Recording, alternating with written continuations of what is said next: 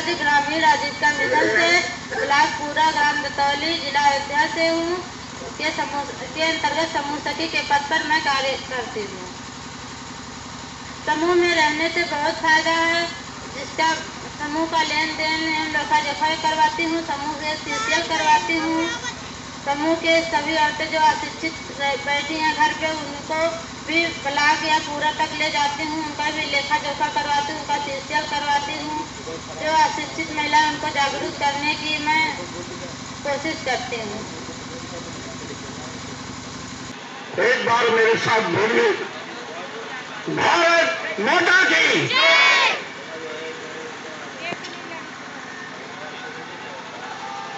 विकसित भारत संकल्प यात्रा के तत्वावधान में प्रदेश और देश के हर ग्राम पंचायत में आयोजित कार्यक्रम के अवसर पर अध्यक्षता कर रहे भव्य और कुशल व्यवहार के धनी श्री ओम प्रकाश यादव जी नोडल अधिकारी के रूप में हमारे बीच विराजमान अल्पसंख्यक विभाग के अधिकारी माननीय श्री अमित सिंह जी संचालन कर रहे समाज कल्याण विभाग के ही श्री आशीष तिवारी जी, एडीओ एग्रीकल्चर श्री रमाशंकर जी, इस ग्राम सभा के आदरणीय प्रधान श्री प्रहलाद वर्मा जी, समक्ष उपस्थित देवियों, सज्जनों, नौजवान बंधुओं, प्यारे बच्चों,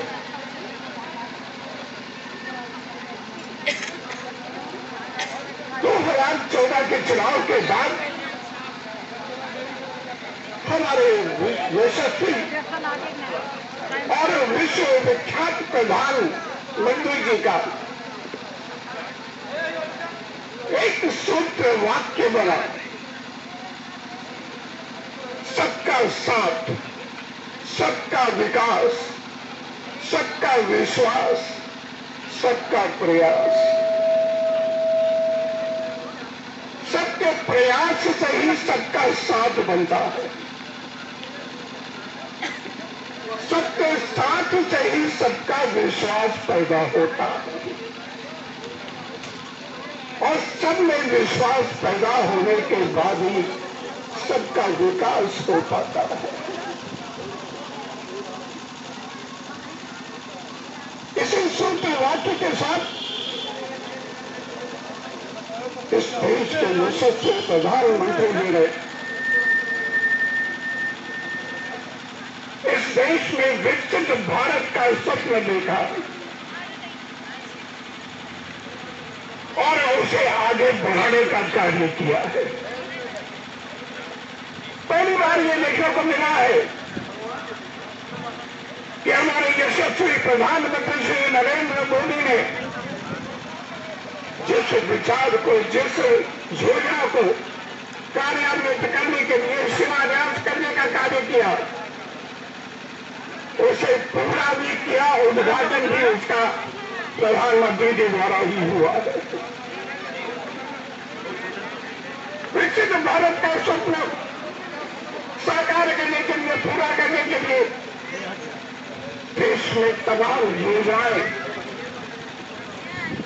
ऊपर से लेकर के नीचे तक, धरातल तक कार्यान्वित करने के लिए, लागू करने के लिए तमाम योजनाएं देश के मानस पटल पर लागू की गई।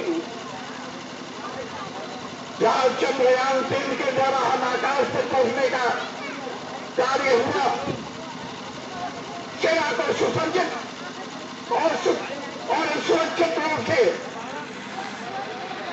हथियार देने का और मजबूती देने का, स्वतंत्र रूप से उन्हें निर्णय लेने का अधिकार मिला।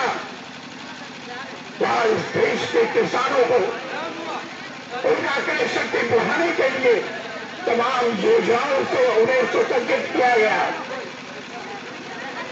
वही धरातल पर गरीब किसान और गांव के विकास के लिए भी तमाम योजनाएं लागू की गई, जिसके संबंध में हमारे अधिकारी कर्मचारियों ने बताया है।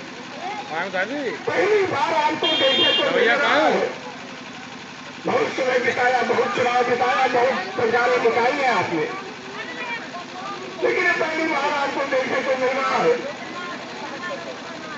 इन सरकारों की योजनाओं के बारे में प्रशासन के अधिकारियों और कर्मचारियों के पास जाने के बजाय आज प्रशासनिक अधिकारी और कर्मचारी संबंधित विषयों को बताने के लिए, संबंधित समस्याओं का दूर करने के लिए, संबंधित विचारों से आपको अवगत कराने के लिए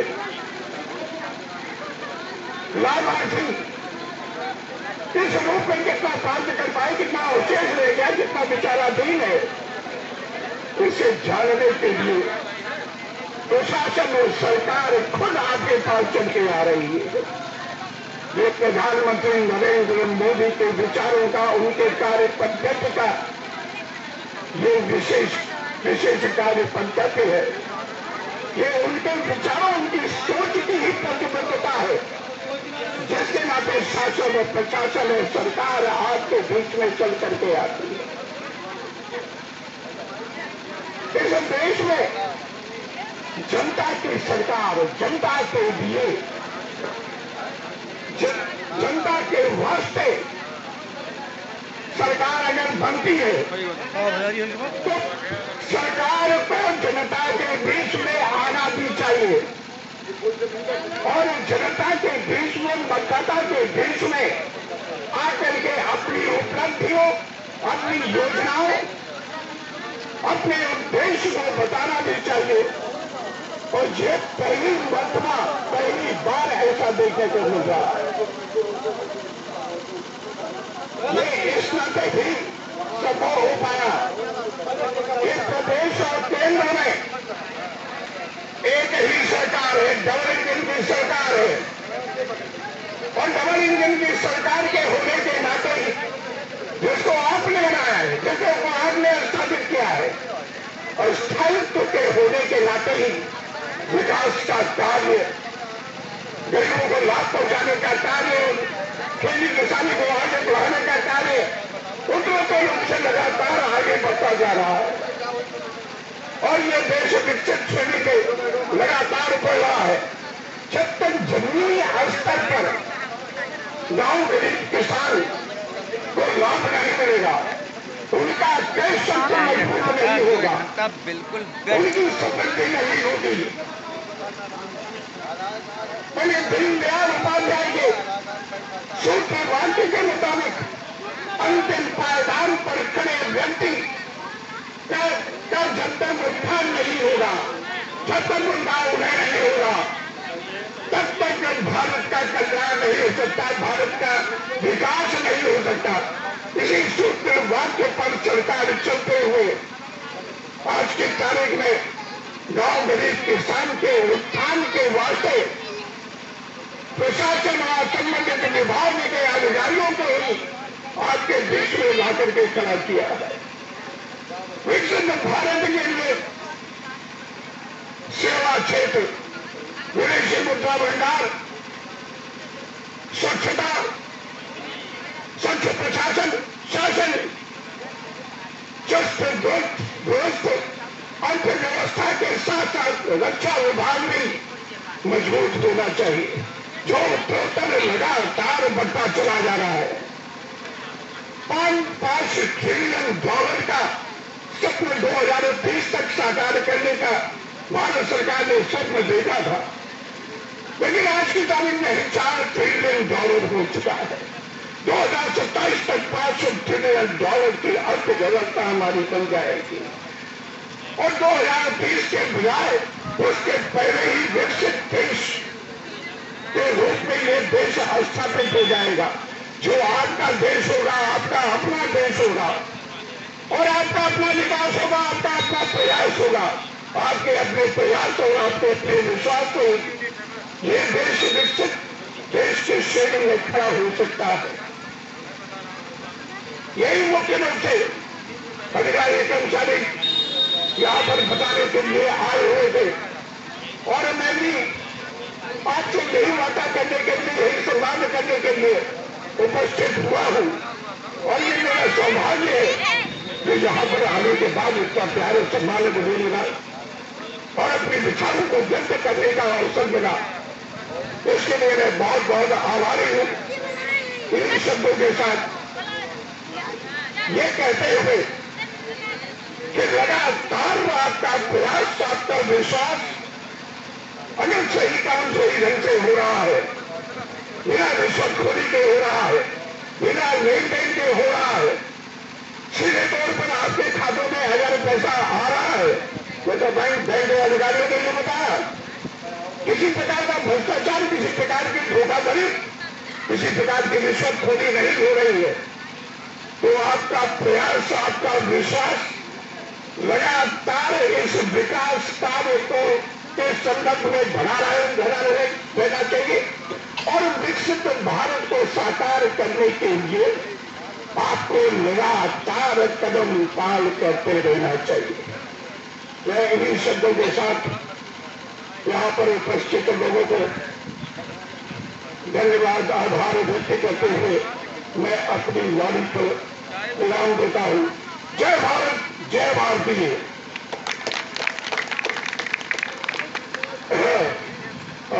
इसी के साथ मेरा निवेदन है, खड़े हो जाइए सभी लोग अपने स्थान पर जो है वो खड़े हो जाइए।